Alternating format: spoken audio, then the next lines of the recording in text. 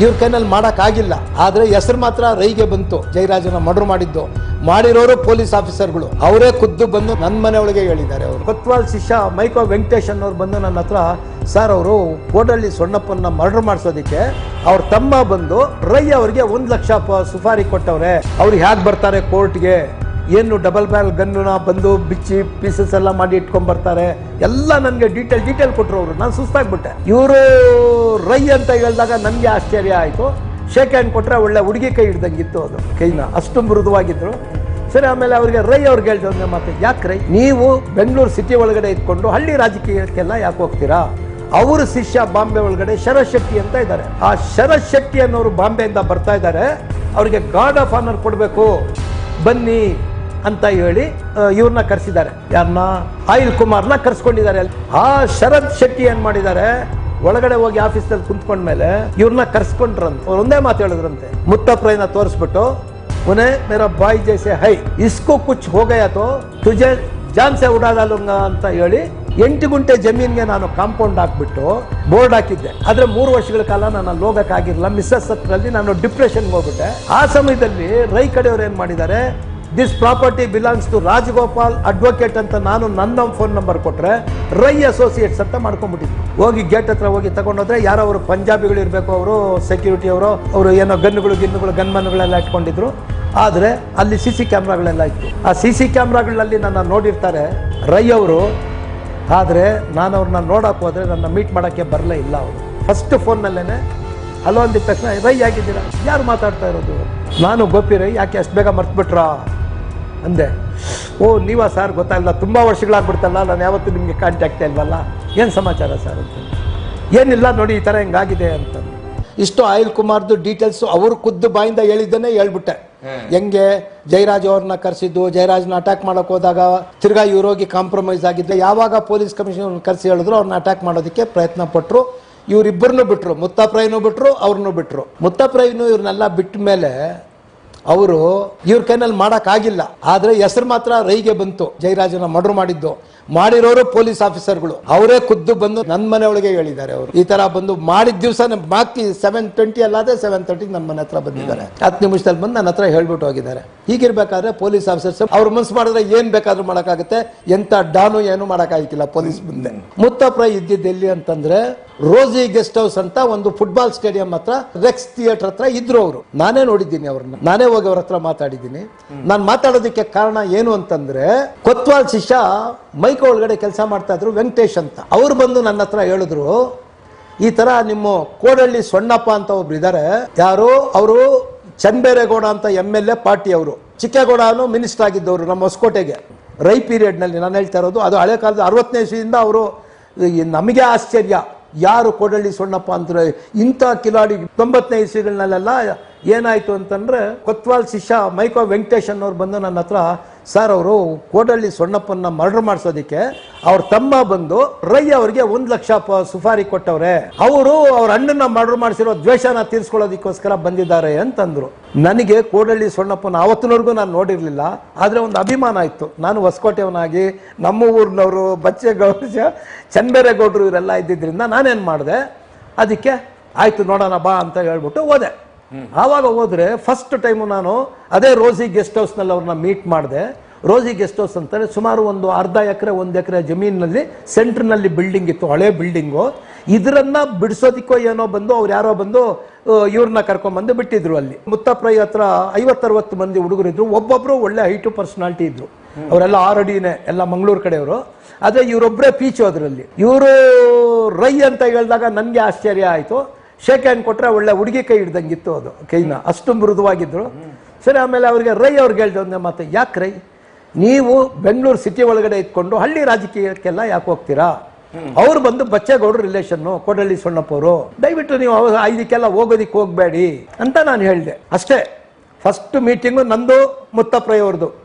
ಆವಾಗ ಅವ್ರು ಏನ್ ಮಾಡಿದ್ರು, ಆ ಹುಡುಗ ಮರ್ಡರ್ ಮಾಡೋದಕ್ಕೆ 1 ಲಕ್ಷ ಸುಪಾರಿ ಕೊಟ್ಟಂತ ವ್ಯಕ್ತಿ ಈ 60 ಜನದಲ್ಲಿ ಅಲ್ಲೇ ಇದ್ದಂತೆ. ಆದ್ರೆ ರೈ ಅವರು ನನಗೆ ಮರ್ಯಾದೆ ಕೊಟ್ಟು, ನಾನು ಹೇಳಿದ ಮಾತಿಗೆ ಬೆಲೆ ಕೊಟ್ಟು ಅವ್ರಿಗೆ ತಗೋಪ ನಾನು ಮಾಡೋದಿಲ್ಲ ಅಂತ ಹೇಳಿ ವಾಪಸ್ ಕಳಿಸ್ಬಿಟ್ರಂತೆ.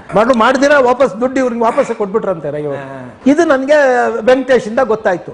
ಅದಾದ್ಮೇಲೆ ನಾನು ಬಚ್ಚೇಗೌಡರು ಅವಾಗ ಮಿನಿಸ್ಟರ್ ಆಗಿದ್ರು, ಫೋನ್ ಮಾಡಿ ಹೇಳ್ದೆ, ನೋಡಿ ಸರ್ ನಿಮ್ಮ ಕೋಡಳ್ಳಿ ಸೊಣ್ಣಪ್ಪವ್ರು ಇದಾರಲ್ಲ, ಅವ್ರ ಹುಡುಗ ಬಂದು ಹಿಂಗೆಲ್ಲ ಮಾಡಿದ್ದ. ನಾನು ಹೋಗಿ ರೈ ಅವ್ರಿಗೆ ಹೇಳಿ ಅದನ್ನ ನಿಲ್ಸಿದ್ದೀನಿ, ಹುಷಾರಾಗಿರೋದಕ್ಕೆ ಹೇಳಿ ಅವ್ರಿಗೆ. ಅವ್ರು ಹೇಗೆ ಬರ್ತಾರೆ ಕೋರ್ಟ್ಗೆ, ಏನು ಡಬಲ್ ಬ್ಯಾರಲ್ ಗನ್ನuna ಬಂದು ಬಿಚ್ಚಿ ಪೀಸಸ್ ಎಲ್ಲ ಮಾಡಿ ಇಟ್ಕೊಂಡ್ ಬರ್ತಾರೆ ಎಲ್ಲ ನನಗೆ ಡೀಟೇಲ್ ಕೊಟ್ಟರು ಅವರು. ನಾನು ಸುಸ್ತಾಗ್ಬಿಟ್ಟೆ. ಅದು ಹೇಳಿದಕ್ಕೆ ಅವ್ರು ಹೇಳಿದ್ರು, ಗೋಪಿಯವರೇ ನೀವೇ ಹೋಗಿ ಅವ್ರಿಗೆ ಒಂದು ಸೂರು ಹೇಳ್ಬಿಡಿ ಅಂತಂದ್ರು. ಕೋಡಳ್ಳಿ ಸೊಣ್ಣಪ್ಪ ಅವ್ರಿಗೆ ನನಗೆ ಗೊತ್ತಿಲ್ಲ ಅಂದಿದ್ದಕ್ಕೆ ಉಸ್ಕೂರ್ ಜಯರಾಮ್ ಅಂತ ಬಚ್ಚೇಗೌಡರಿಗೆ ರೈಟ್ ಹ್ಯಾಂಡ್ 4 ಜನ ಇದ್ದಾರೆ. ಅದರಲ್ಲಿ ಕೋಡಳ್ಳಿ ಸೊಣ್ಣಪ್ಪ ಅವರೊಬ್ರು, ಉಸ್ಕೂರ್ ಜಯರಾಮ್ ಅವರೊಬ್ರು, ಇನ್ನೊಬ್ರು ನಾರಾಯಣಸ್ವಾಮಿ ಅವರು, ಅವರು 4 ಜನ ಇದ್ದಾರೆ. ಇವ್ರನ್ನ ಕರ್ಕೊಂಡು ಅವ್ರ ಮನೆಗೆ ಹೋದೆ. ಇದಕ್ಕೆ ಮೊದಲು ಅವ್ರ ಮೇಲೆ ಒಂದು ಅಟ್ಯಾಕ್ ಆಗಿತ್ತು. ಯಾರಿಗೆ? ಕೋಡಳ್ಳಿ ಸೊಣ್ಣಪ್ಪ ಅವ್ರಿಗೆ. ಈ ವೈಟ್ ಫೀಲ್ಡ್ ಹತ್ರ ಹೋಗೋ BTS ಬಸ್ನಲ್ಲಿ ಹೋಗುವಾಗ ಅವ್ರಿಗೆ ಮುಚ್ಚುಗಳನ್ನೆಲ್ಲ ಹೊಡೆದು ತಲೆ ಎಲ್ಲ ಅವ್ರಿಗೆ ಸರಿಯಾಗಿ ಬಾಯಿ ತಿರುಗ್ತಾ ಇರಲಿಲ್ಲ. ಆವಾಗ ನಾನು ಹೋಗಿ ಅವರಿಗೆ ಫಸ್ಟ್ ಟೈಮ್ ಮೀಟ್ ಮಾಡಿ, ಕೋಡಳ್ಳಿ ಸೊಣ್ಣಪ್ಪನ ಹಿಂಗೆಲ್ಲ ಇದೆಯಣ್ಣ ಹುಷಾರಾಗಿರಿ ಅಂತೆಲ್ಲ ನಾನು ಎಚ್ಚರಿಕೆ ಕೊಟ್ಟೆ. ಆ ವ್ಯಕ್ತಿ ನನಗೆ ಇವತ್ತು ಎಷ್ಟು ಗೌರವ ಕೊಡ್ತಾರೆ, ಇವತ್ತು ಜೀವಂತವಾಗಿದ್ದಾರೆ. ನಾನು ಹೋಗಿ ಅವ್ರಿಗೆ ಒಂದು ಮಾತು ಹೇಳಿದ್ದಕ್ಕೆ, ಅವ್ರ ಮಗಳು ಮದುವೆಗೆ ಯಶವಂತಪುರದಲ್ಲಿ ಮಾಡಿದ್ರೆ ಕೋಡಳ್ಳಿಯಿಂದ ಬಂದು ನನ್ನ ಮನೆಗೆ ಇನ್ವಿಟೇಷನ್ ಕೊಟ್ಟು, ಗೋಪಿಯವರೇ ದಯವಿಟ್ಟು ಬರಬೇಕು ಅಂತ ನನ್ನ ಕರ್ಕೊಂಡೋಗಿ ಇದು ಮಾಡಿದ್ರು. ಆವತ್ತು ನಾನು ಅವ್ರ ಮದುವೆಗೆ ಹೋದಾಗ ಇಡೀ ನನ್ನ ಲೈಫ್ನಲ್ಲಿ ನಾನು ಎಂದೂ ನೋಡಿಲ್ಲ. ಯಶವಂತಪುರದಲ್ಲಿ ಒಂದು ಬಿಗ್ಗು ಚೌಲ್ಟ್ರಿ 6 ಗಂಟೆಗೆ ನಾನು ರಿಸೆಪ್ಷನ್ಗೆ ಹೋಗಿದ್ದೀನಿ. ರಾತ್ರಿ 9:30ವರೆಗೂ ಕಾದಿದ್ದೀನಿ. ಕ್ಯೂ ಕರಗಲೇ ಇಲ್ಲ. ಎಲ್ಲರೂ ಪ್ರೆಸೆಂಟೇಷನ್ ಕೊಡೋದಕ್ಕೆ ಕ್ಯೂ ಹೋಗ್ತಾರಲ್ಲ, ಗೇಟ್ ಇಂದ ಹಿಡಿದು ಬಾಕ್ಲಿಂದ ಹಿಡಿದು ಅಲ್ಲಿವರೆಗೂ ಇದೆ. ನನಗೆ ಹೋಗಕ್ಕೆ ಆಗ್ಲಿಲ್ಲ. ಇದರಲ್ಲಿ ನಮಗೂ ಸ್ವಲ್ಪ ಬಚ್ಚೇಗೌಡರಿಗೂ ಯಾವುದೋ ವಿಷಯದಲ್ಲಿ ಸ್ವಲ್ಪ, ನಮ್ಮ ದೇವಸ್ಥಾನದ ವಿಷಯದಲ್ಲಿ ಸ್ವಲ್ಪ ಮನಸ್ತಾಪ ಇದ್ದಿದ್ದರಿಂದ ಅವ್ರ ಎದುರಿಗೆ ಹೋಗಿ ಹೆಂಗೆ ನಾನು ನಿಂತ್ಕೊಂಡು ಇದೆಲ್ಲ ಮಾಡೋದು. ಅವರು ಮಿನಿಸ್ಟರ್ ಖುದ್ದು ನಿಂತ್ಕೊಂಡು ಎಲ್ಲಾರು ಚೀಫ್ ಗೆಸ್ಟ್ನ ಇನ್ವೈಟ್ ಮಾಡ್ತಾ ಇದ್ದಾರೆ ಆ ಕಾಲದಲ್ಲಿ. ಹಾಗಿರ್ಬೇಕಾದ್ರೆ ಏನ್ ಮಾಡೋದು ಅಂತ ಹೇಳ್ಬಿಟ್ಟು ಸುಮ್ಮನೆ ಕುಂತಿದ್ದೆ. ನಾನು ಹಂಗೆಲ್ಲ ಮೇಲೆ ಬಿದ್ದೋಗೋ ವ್ಯಕ್ತಿನೇ ಅಲ್ಲ, ಸುಮ್ಮನೆ ಕುಂತಿದ್ದೆ. ಈ ಕೋಡಳ್ಳಿ ಸೊಣ್ಣಪ್ಪ ಅವ್ರು ಏನ್ ಮಾಡ್ತಾ ಇದ್ರು, ಗಂಡು ಹೆಣ್ಣಿನ ಪಕ್ಕದಲ್ಲಿದ್ದವರು ಅವರಿಗೆ ಕೈ ಕುಲುಕಿ 2 ಅವರ್ ಸಾಕಾಗ್ಬಿಟ್ಟು ಬಂದವರು ನೋಡ್ಬಿಟ್ರು. ನನ್ನ ನೋಡಿದ ತಕ್ಷಣ ಅಷ್ಟು ಜನನೂ ಬಿಡಿಸ್ಕೊಂಡು ಬಂದು ನನ್ನ ಕರ್ಕೊಂಡು ಹೋಗಿ ಸ್ಟೇಜ್ ಮೇಲೆ ನಿಲ್ಸಿ ನನ್ನ ಪರಿಚಯ ಮಾಡಿಕೊಟ್ರು ಮಗಳು ಅಳಿಯನ್ಗೆ. ಅದನ್ನ ನಾವು ಮರೆಯಕ್ ಹಾಕಿಲ್ಲ. ಇವತ್ತು ಅಷ್ಟೇ ಅಭಿಮಾನ ಇಟ್ಕೊಂಡಿದ್ದಾರೆ. ಆ ಒಂದಿದ್ರಲ್ಲಿ ರೈಗೆ ಹೇಳಿದಾಗ ಅವರು ರೈ ನನ್ನ ಮಾತು ಕೇಳಿ ಅದನ್ನ ಬಿಟ್ಕೊಟ್ರು. ಇದು ಫಸ್ಟ್ ಇನ್ಸ್ಟೆನ್ಸ್ ಆಯ್ತು. ಅದಾದ್ಮೇಲೆ 2ನೇ ಸಾರಿ ಏನ್ ಮಾಡಿದ್ರು, ಕಮಿಷನರ್ ಆಫೀಸ್ ಪಕ್ಕದಲ್ಲಿ ಶ್ಯಾಮ್ ಪ್ರಕಾಶ್ ಹೋಟ್ಲಲ್ಲಿ ಇರ್ಬೇಕಾದ್ರೆ ಅದೇ ಮೈಕೋ ವೆಂಕಟೇಶ್ನ ಕರ್ಕೊಂಡು ಇದೇ ಬೋಟೋಸ್ ಕುಮಾರ್ ಕೊಟ್ಟಿರ್ತಕ್ಕಂತಹ ಕಾರ್ನಲ್ಲಿ, ಆವಾಗ ಇವ್ರಿಗೆ ಮಾರುತಿ ಕಾರ್ ಕೊಟ್ಟಿದ್ರು, ಗ್ರೀನ್ ಕಲರ್ ಕಾರು. ಅವರು ಹುಡುಗರ ಸಮೇತ ಬಂದು, ಸರ್ ನನ್ಗೆ ಜಯರಾಜನ ಮುಗಿಸ್ಬಿಟ್ವಿ ಅಂತ ನನ್ನ ಹತ್ರ ಹೇಳಿ ನನಗೆ ಶೇಕ್ ಹ್ಯಾಂಡ್ ಕೊಟ್ರು. ನನಗೆ ಗೊತ್ತಿತ್ತು ಯಾರು ಮುಗಿಸಿದ್ದಾರೆ ಅಂತ. ಅವ್ರು ಬಂದು ಹೇಳ್ದಾಗ್ಲೂ ಕೂಡ ಸಂತೋಷ ಅಂತ ಕೈ ಮುಗ್ದೆ ನಾನು. ಇದು ನನಗೂ ಅವ್ರಿಗಿರ್ತಕ್ಕಂತಹ ಬಾಂಧವ್ಯ. 2ನೇ ಸಾರಿ ನಾನು ಅವ್ರನ್ನ ಮೀಟ್ ಮಾಡಿರೋದು. ಇದಾದ್ಮೇಲೆ ಬೋಟೋಸ್ ಕುಮಾರ್ನ ಹೆಂಗೆ ಇವರು ಫಿನಿಶ್ ಮಾಡಿದ್ರು ಅಂತ ಕೇಳಿದ್ರೆ, ಇವ್ರಿಗೆ ಆಯಿಲ್ ಬಿಸ್ನೆಸ್ ನಲ್ಲಿ ಇವ್ರಿಗೆ ಇದಾಗೋಗ್ಬಿಡ್ತು. ಆಯಿಲ್ ಬಿಸ್ನೆಸ್ ಹೆಂಗಾದ್ರೂ ಹೊಡಿಬೇಕು ಅನ್ನೋ ಒಂದೇ ಕಾರಣಕ್ಕೆ, ಇದು ಸ್ವತಃ ಬೋಟೋಸ್ ಕುಮಾರ್ ನನ್ಗೆ ಹೇಳಿರೋದು ಇದನ್ನ. ಇವ್ರೇನ್ ಮಾಡಿದ್ರು, ದಾವೂದ್ ಇಬ್ರಾಹಿಂ ಅಂತ ಇರ್ತಕ್ಕಂಥ ಒಬ್ಬ ನಟೋರಿಯಸ್ ಕ್ರಿಮಿನಲ್, ಇವತ್ತು ಇಂಟರ್ನ್ಯಾಷನಲ್ ಬೇಕಾಗಿದ್ದಂತ ವ್ಯಕ್ತಿ, ಅವರ ಶಿಷ್ಯ ಬಾಂಬೆ ಒಳಗಡೆ ಶರತ್ ಶೆಟ್ಟಿ ಅಂತ ಇದ್ದಾರೆ. ಆ ಶರತ್ ಶೆಟ್ಟಿ ಅನ್ನೋರು ಬಾಂಬೆಯಿಂದ ಬರ್ತಾ ಇದ್ದಾರೆ. ಅವರಿಗೆ ಗಾರ್ಡ್ ಆಫ್ ಆನರ್ ಕೊಡಬೇಕು ಬನ್ನಿ ಅಂತ ಹೇಳಿ ಇವ್ರನ್ನ ಕರೆಸಿದ್ದಾರೆ. ಯಾರನ್ನ? ಆಯಿಲ್ ಕುಮಾರ್ನ ಕರ್ಸ್ಕೊಂಡಿದ್ದಾರೆ ಅಲ್ಲಿಗೆ, ರೋಸಿ ಗೆಸ್ಟ್ ಹೌಸ್ಗೆ ಕರೆಸ್ಕೊಂಡು ಅಲ್ಲಿ ರೆಡ್ ಕಾರ್ಪೆಟ್ ಹಾಕಿದ್ದಾರೆ. ಮೇನ್ ರೋಡ್ ಇಂದಾನು ರೆಡ್ ಕಾರ್ಪೆಟ್ ಹಾಸಿ ಎಲ್ಲರೂ ಗಾರ್ಡ್, ಮಿಲಿಟರಿ ಅವ್ರ ತರ ಗಾರ್ಡ್ ಆಫ್ ಆನರ್ ಕೊಡ್ಬೇಕಂತ ಇವರು 50-60 ಜನ ಅಷ್ಟು ಜನನು ನಿಲ್ಲಿಸಿ ಅಲ್ಲಿ, ಅದರಲ್ಲಿ ಇವ್ರನ್ನು ನಿಲ್ಲಿಸಿ ಗಾರ್ಡ್ ಆಫ್ ಆನರ್ ಕೊಡೋಂಗ್ ಮಾಡಿದ್ದಾರೆ. First instruction. ಆ ಶರತ್ ಶೆಟ್ಟಿ ಏನ್ ಮಾಡಿದ್ದಾರೆ, ಒಳಗಡೆ ಹೋಗಿ ಆಫೀಸಲ್ಲಿ ಕುಂತ್ಕೊಂಡ್ಮೇಲೆ ಇವ್ರನ್ನ ಕರ್ಸ್ಕೊಂಡ್ರಂತೆ. ಒಳಗಡೆ ಕರ್ಸಿ ಅವ್ರು ಒಂದೇ ಮಾತು ಹೇಳಿದ್ರಂತೆ, ಮುತ್ತಪ್ರೈನ ತೋರಿಸ್ಬಿಟ್ಟು, ಉನೇ ಮೇರಾ ಬಾಯಿ ಜೈಸೆ ಹೈ, ಇಸ್ಕೋ ಕುಚ್ ಹೋಗಯಾತೋ ತುಜೆ ಜಾನ್ ಸೆ ಉಡಾ ಡಾಲೂಂಗಾ ಅಂತ ಹೇಳಿ ಚಲೋ ಅಂತ ಹೇಳಿ ಕಳಿಸ್ಕೊಟ್ಟಿದ್ದಾರೆ. ಆಯಿಲ್ ಕುಮಾರ್ಗೆ ಫಸ್ಟ್ ಭಯ ಹಾಕ್ಸಿದ್ದಾರೆ ಅವರು. ಇದನ್ನ ಸ್ವತಃ ಆಯಿಲ್ ಕುಮಾರ್ ಅವರು ನನ್ನ ಹತ್ರ ಹೇಳಿರೋದು.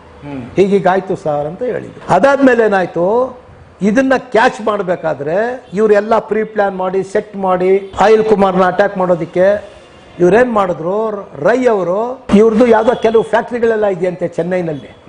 ಆವತ್ತು ಚೆನ್ನೈಯಿಂದ ಬಂದಿದ್ದಾರೆ. ವುಡ್ಲ್ಯಾಂಡ್ಸ್ ಹೋಟ್ಲಿಂದ ಮಕ್ಕಳು ಊಟ ತಗೊಂಡು ಹೋಗ್ಬೇಕು. ಇವರು ಅವ್ರ ಶಿಷ್ಯರು, ಅವ್ರ ಹುಡುಗರು ಬೇಕಾದಷ್ಟು ಜನ ಹತ್ರ, ಬಹಳಷ್ಟು ಜನ ಅವರು ಜೈಲ್ಗೆ ಹೋಗಿರೋರ್ನೆಲ್ಲ ಬಿಡಿಸಿ ಅವ್ರ ಹತ್ರನೇ ಇಟ್ಕೊಂಡಿದ್ದಾರೆ. ಅವರು ಎಲ್ಲ ಅಲ್ಲಿ ಊಟಕ್ಕೆ ಬಂದಿದ್ದಾರೆ. ಊಟಕ್ಕೆ ಬಂದಾಗ ಅವ್ರ ಮಗನ್ನು ಕರ್ಕೊಂಡ್ ಬಂದಿದ್ರಂತೆ. ಒಂದು ಫೋನ್ ಕಾಲ್ ಬರುತ್ತೆ. ಅವ್ರು ಹೇಳ್ತಾ ಇದ್ರಂತೆ ಫೋನ್ ನಲ್ಲಿ, ಅಚ್ಚಾ ಬೈ ಸಾಬ್, ಅಚ್ಚಾ ಬೈ ಸಾಬ್, ಅಚ್ಚಾ ಬೈ ಸಾಬ್ ಅಂತ ಹೇಳ್ತಾ ಇದ್ರಂತೆ. ಅಚ್ಚಾ ಬೈ ಸಾಬ್ ಅಂತ ಹೇಳೋದು ಶರತ್ ಶೆಟ್ಟಿಗೆ ಮಾತ್ರನಂತೆ. ಅವ್ರು ಯಾರ ಹತ್ರ ಮಾತಾಡಿದೆ ಅಂತ ಹೇಳಿಲ್ಲ. ಊಟ ತಗೊಂಡು, ಕ್ಯಾರಿಯರ್ ಊಟ ತಗೊಂಡು ಹೋಗ್ರೋ ನೀವು ಮನೆಗೆ, ನಾನು ಬರ್ತೀನಿ ಅಂತ ಹೇಳಿ ಹೋಗ್ಬಿಟ್ರಂತೆ.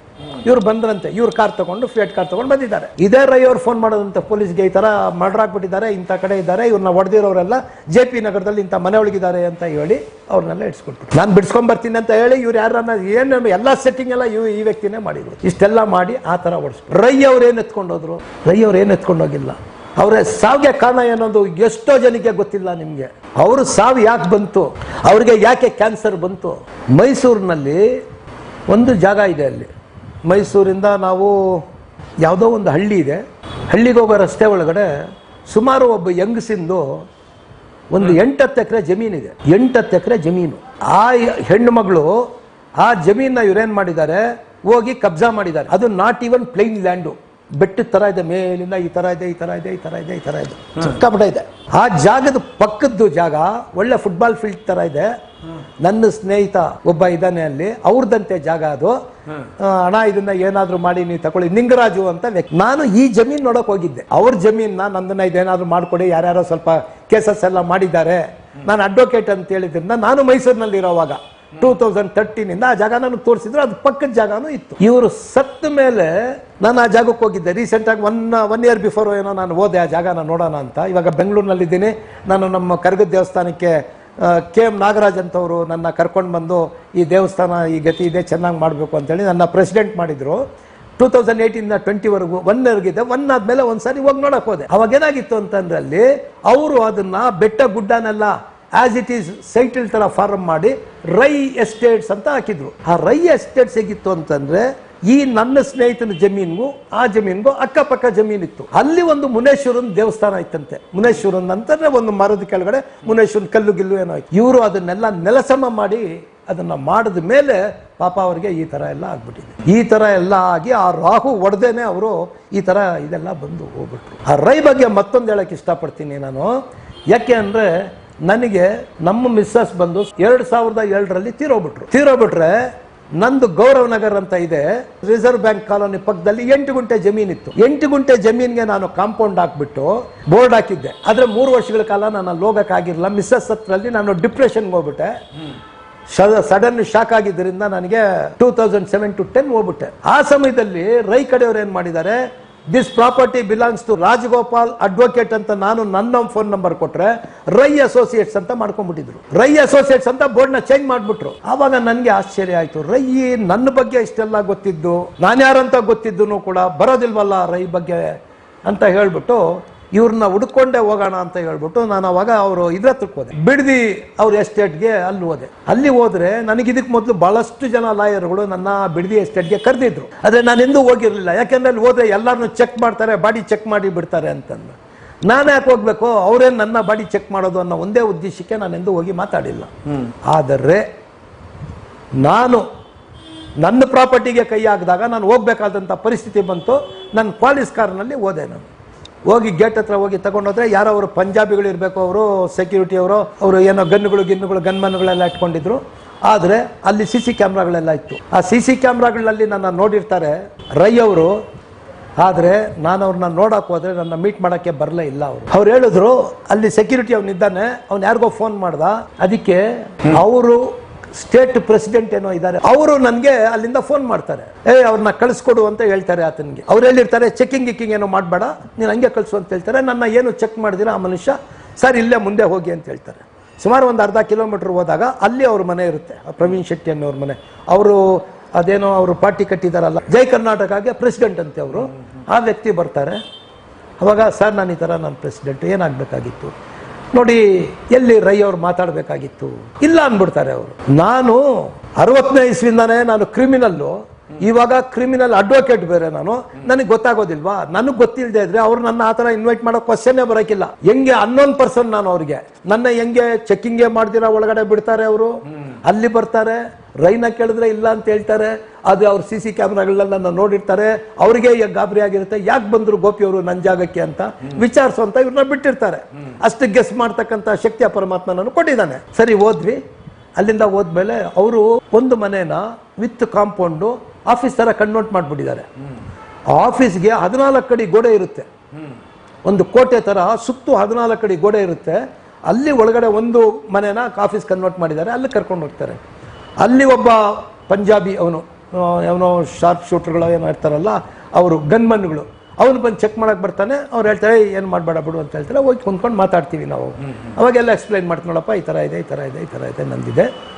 ರೈ ಅವ್ರು ನನಗೆ ಗೊತ್ತಿದೆ, ಅದು ಯಾಕೆ ಹಿಂಗೆ ಮಾಡಿದ್ರು ಅಂತ ಗೊತ್ತಾಗ್ತಾ ಇಲ್ಲ ಅಂತ. ಇರಿ ಸರ್ ಒಂದು ನಿಮಿಷ ವಿಚಾರಿಸ್ತೀನಿ ಅಂತ ಇಲ್ಲಿ ಬಬ್ಲು ಅಂತ ಒಬ್ರು ಇರ್ತಾರೆ.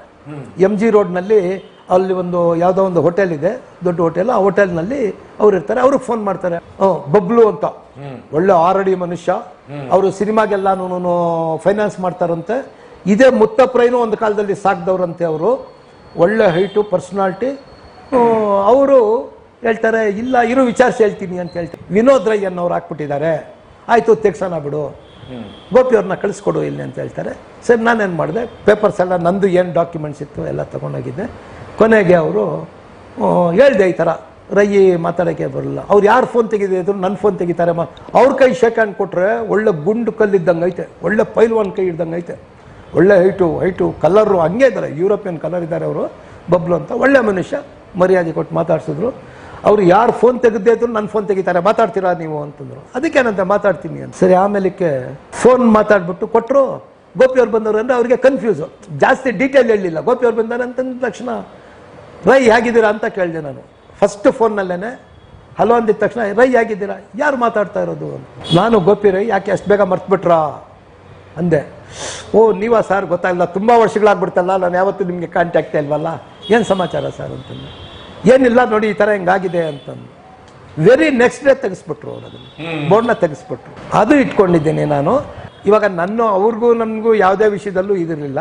ಆದರೆ ಅವರು ಬಂದ ಮೇಲೆ ಏನು ಮಾಡಿದ್ರು, ಆಯಿಲ್ ಬಿಸ್ನೆಸ್ ಎಲ್ಲ ಇಟ್ಕೊಂಡ್ರು, ಮಾಡಿದ್ರು, ಎಲ್ಲ ಮಟ್ಟದ್ದು ಕೋಟಿಗಳು ಸಾವಿರಾರು ಕೋಟಿಗಳು ಸ್ವತ್ತು ಮಾಡಿದ್ರು. ಆದರೆ ಏನಾಯ್ತು ಹೇಳಿ. ಮಾನ್ಯ ವೀಕ್ಷಕರೇ, ಸ್ವಾಗತ ಸುಸ್ವಾಗತ. ಯಾವುದಾದ್ರೂ ಒಂದು ಕಾರ್ಯಕ್ರಮ ಅತಿ ಹೆಚ್ಚು ಜನ ನೋಡಿದಾಗ, ತುಂಬಾ ದೊಡ್ಡ ಮಟ್ಟದಲ್ಲಿ ನೀವೆಲ್ಲರೂ ಅದಕ್ಕೆ ಪ್ರೋತ್ಸಾಹ ಮತ್ತೆ ರೆಸ್ಪಾನ್ಸ್ ಕೊಟ್ಟಾಗ ಆ ಕಾರ್ಯಕ್ರಮದ ಬಗ್ಗೆ ನಿಮಗೆ ಸುಮಾರು ಪ್ರಶ್ನೆಗಳಿರುತ್ತೆ. ಯಾವ ಕಾರ್ಯಕ್ರಮ ಅಂತ ಹೇಳಿದ್ರೆ ನಿಮ್ಗೆಲ್ಲ ಗೊತ್ತಿರುತ್ತೆ. ಇತ್ತೀಚೆಗೆ ನೀವು ನೋಡ್ತಾ ಇದ್ದೀರಾ, ಪೈಲ್ವಾನ್ ತಿಗಳರಪೇಟೆ ಗೋಪಿಯವರು ಹಾಗೆ ಜೈರಾಜ್ ಅವರ ಏನು ಒಂದು ಕದನ ನಡೆಯುತ್ತೆ ಇಬ್ಬರ ಮಧ್ಯಾಹ್ನ. ಹೀಗಾಗಿ ಆ ಕಾರ್ಯಕ್ರಮದ ಬಗ್ಗೆ ನಿಮಗೆ ಸುಮಾರು ಪ್ರಶ್ನೆಗಳಿದೆ, ಸುಮಾರು ಕಾಮೆಂಟ್ಸ್ಗಳನ್ನ ನೀವು ಹಾಕ್ತೀರಾ. ಯಾಕಂತ ಹೇಳಿದ್ರೆ ಗೋಪಿಯವ್ರಿಗೆ ಸರಿಸುಮಾರು 81 ವರ್ಷ. ಹೀಗಾಗಿ ನಾವೇನು ಮಾಡ್ತೇವೆ ಅಂತ ಹೇಳಿದ್ರೆ, ಕೆಲವೊಮ್ಮೆ ನೀವು ಕಾಮೆಂಟ್ಸ್ಗಳನ್ನು ವಿಪರೀತವಾಗಿ ತಮಗೆ ಹೇಗೆ ಆ ಒಂದೊಂದು ಆ್ಯಂಗಲಲ್ಲಿ ನೀವು ಹೇಳ್ತಿರ್ತೀರ. ಯಾಕಂತ ಹೇಳಿದ್ರೆ ಹೀಗಾಗಿ ಕೆಲವೊಮ್ಮೆ ಕಾಮೆಂಟ್ಸನ್ನು ನಾವು ಆಫ್ ಮಾಡಿದ್ದು ಉಂಟು. ಅದಕ್ಕೆ ನಾನು ಕ್ಷಮೆ ಕೋರ್ತೇನೆ. ಯಾಕಂತ ಹೇಳಿದ್ರೆ ಅವರಿಗೂ ಒಂದು 81 ವರ್ಷ ಆಗಿರೋದ್ರಿಂದ ನಾವು ಕೆಲವೊಂದು ವಿಷಯಗಳನ್ನ ನೀವು ಹೇಳಿದ್ದನ್ನ ಅವರಿಗೆ ನಾನು ಅವ್ರ ಕಾಮೆಂಟ್ಸಲ್ಲಿ ತೋರಿಸ್ಲಿಕ್ಕೆ ಆಗೋದಿಲ್ಲ. ಹೀಗಾಗಿ ಯಾಕೆಂದ್ರೆ ನಿಮ್ಗೆ ಈಗಾಗಲೇ ಗೊತ್ತು, ಅವ್ರ ಕಾರ್ಯಕ್ರಮವನ್ನು ತುಂಬ ಅದ್ಭುತವಾಗಿ ನೋಡ್ತಾ ಇದ್ರೆ ನಿಮಗೆ ಸುಮಾರು ಪ್ರಶ್ನೆಗಳಿರುತ್ತೆ. ಯಾಕೆಂದ್ರೆ ಪುಸ್ತಕದಲ್ಲಿ ಬರಹಗಳು ಬೇರೆ ಇರುತ್ತೆ, ಬೇರೆ ಬೇರೆ ಚಾನಲಲ್ಲಿ ಬಂದಾಗ ಅದು ಬೇರೆ ಇರುತ್ತೆ. ಅದು ಸಿನಿಮಾ ಆದಾಗ, ಸಿನಿಮಾಟಿಕ್ ಆಗಿದಾಗ ಆ ಸಿನಿಮಾನೇ ಬೇರೆ ಥರ ಇರುತ್ತೆ. ಅದ್ರ ಕಥಾ ಹಂದರ ಸಿನಿಮಾಗೆ ತಕ್ಕಾಗಿರುತ್ತೆ. ಅಲ್ಲಿ ಯಾಕೆ ಬರಲಿಲ್ಲ, ಇಲ್ಲಿ ಯಾಕೆ ಬರಲಿಲ್ಲ ಅಂತೇಳಿ ಸುಮಾರು ನಿಮ್ಮ ಮನದ ಪ್ರಶ್ನೆಗಳನ್ನು ನೀವು ಹಾಕಿದ್ರ. ಆ ಎಲ್ಲ ಪ್ರಶ್ನೆಗಳನ್ನು ನಾನು ಅವ್ರಿಗೆ ಕೇಳಿದೆ.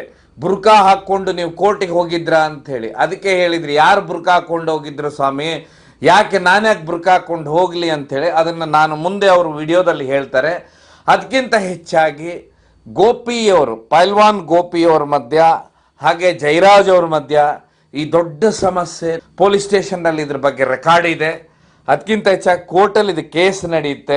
ಎಲ್ಲದಕ್ಕಿಂತ ವಿಶೇಷವಾಗಿ ಆವತ್ತಿನ ಕಾಲದಲ್ಲಿ ಕೋರ್ಟಲ್ಲಿ ದೊಡ್ಡ ಮಟ್ಟದ ದಾಳಿ ಆಗಿದ್ರಿಂದ ಅಂಥ ಜಾಗದಲ್ಲಿ ಯಾವತ್ತು ರಕ್ತ ಹರಿಯುತ್ತೆ, ಅದು ದೊಡ್ಡ ಮಟ್ಟದ ಈ ದೇಶದಲ್ಲೇ ಕಪ್ಪು ಚುಕ್ಕೆ ಆಗುತ್ತೆ. ಅದು ಮೊದಲ ಬಾರಿಗೆ. ನಿಮ್ಮ ಪ್ರಶ್ನೆಗಳಿಗೆ ನನಗೆ ತಿಳಿದಿರುವಂತ ನಾನು ಹೇಳೋದು, ಮುಂದೆ ನಾನು ಈ ಗೋಪಿ ಅವರ ಮುಂದೆ ಎಲ್ಲ ಪ್ರಶ್ನೆಗೂ ನಿಮ್ಗೆ ಉತ್ತರ ಹೇಳ್ತಾ ಹೋಗ್ತಾರೆ. ಮಾನ್ಯ ವೀಕ್ಷಕರೇ, ಜನಜಾಗೃತಿ ಮಾಧ್ಯಮವನ್ನ ಸಬ್ಸ್ಕ್ರೈಬ್ ಮಾಡಿ, ಶೇರ್ ಮಾಡಿ, ಹಾಗೆ ದಯವಿಟ್ಟು ನಿಮ್ಮ ಸ್ನೇಹಿತರಿಗೆ ಎಲ್ಲರಿಗೂ ಕಳಿಸಿ, ಹಾಗೆ ತಿಳಿಸಿ. ನಮಗೂ ನಿಮ್ಮಂತ ಪ್ರೋತ್ಸಾಹ ಮತ್ತೆ ಬೆಂಬಲ ಬೇಕಾಗುತ್ತೆ. ಸುಮಾರು ಸರಣಿಗಳಂತ ಹೇಳಿದ್ರೆ ಈಗಾಗಲೇ ನಾವು ವೀರಪ್ಪನ ಸರಣಿಗಳು ಮಾಡಿದ್ದು, ಬೆಂಗಳೂರು ಭೂಗತ ಜಗತ್ತಿನ ಬಗ್ಗೆ ಮಾಡಿದ್ದು, ಕರಾವಳಿ ಭೂಗತ ಜಗತ್ತು, ಸುಮಾರು 1500 ವಿಡಿಯೋಗಳು ನಮ್ಮ ವಿಡಿಯೋದಲ್ಲಿದೆ. ದಯವಿಟ್ಟು ನಿಮಗೆ ಕೆಲವೊಂದು ಸರಿ ನೀವು ಕೇಳ್ತಿರ್ತೀರಾ, ಆ ವಿಡಿಯೋ ಸಿಗ್ಲಿಲ್ಲ, ಈ ವಿಡಿಯೋ ಸಿಗ್ಲಿಲ್ಲ ಅಂತ ಹೇಳ್ತಿರ್ತೀರಾ. ದಯವಿಟ್ಟು ನೀವು ಜನಜಾಗೃತಿ ಮಾಧ್ಯಮ ಅಂತ ಹೀಗೆ ಒತ್ತಿದಕ್ಕೊಳ್ಳೇನೆ ನಿಮ್ಗೆ ಅಲ್ಲಿ ಮೇಲ್ಗಡೆ ವಿಡಿಯೋ, ಪ್ಲೇ ಲಿಸ್ಟು, ಕಮ್ಯುನಿಟಿ ಹೀಗೆ ಸುಮಾರು ಒಂದು ಲೈನ್ ಬರುತ್ತೆ. ಅದರಲ್ಲಿ ನೀವು ಪ್ಲೇ ಲಿಸ್ಟ್ಗೆ ಹೋದರೆ ನಿಮಗೆ ಯಾವ ಬೇಕೋ ಆ ವಿಡಿಯೋ ಇರುತ್ತೆ. ಇಲ್ಲ ವಿಡಿಯೋಸ್ ಅನ್ನೋ ಪಾರ್ಟಿ ಹೋದರೆ ಅಲ್ಲಿ ನಮ್ಮದು ಸುಮಾರು 1-1.5 ವಿಡಿಯೋಗಳಿದೆ. ಹೀಗಾಗಿ ಆ ವಿಡಿಯೋಗಳನ್ನ ನೀವು ಅಲ್ಲಿಂದ ನೋಡ್ಬೋದು. ಅದಕ್ಕಿಂತ ಹೆಚ್ಚಾಗಿ ನಿಮ್ಮ ಸ್ನೇಹಿತರಿಗೆ ಜನಜಾಗೃತಿ ಮಾಧ್ಯಮದ ಬಗ್ಗೆ ತಿಳಿಸಿ, ದಯವಿಟ್ಟು ಶೇರ್ ಮಾಡಿ. ಎಲ್ಲದಕ್ಕಿಂತ ಹೆಚ್ಚಾಗಿ ಸಬ್ಸ್ಕ್ರೈಬ್ ಮಾಡಿ ಬೆಲ್ ಬಟನ್ ಒತ್ತಿ. ಯಾಕೆಂತ ಹೇಳಿದ್ರೆ ನಾವು ಯಾವುದೇ ಪ್ರೋಗ್ರಾಮು ನಾವು ಬಿಟ್ಟಾಗ ಅದು ನಿಮ್ಮ ಮೊಬೈಲಲ್ಲಿ ಬರುತ್ತೆ, ನಿಮಗೆ ಮೆಸೇಜ್ ಹೇಳುತ್ತೆ. ನಮ್ಮ ವಿಡಿಯೋಗಳನ್ನು ನೀವು ಕಂಟಿನ್ಯೂ ಆಗಿ ನೋಡಲಿ, ಹಾಗೆ ನಮ್ಮನ್ನು ಪ್ರೋತ್ಸಾಹಿಸಿ, ಬೆಂಬಲಿಸಿ. ಧನ್ಯವಾದ.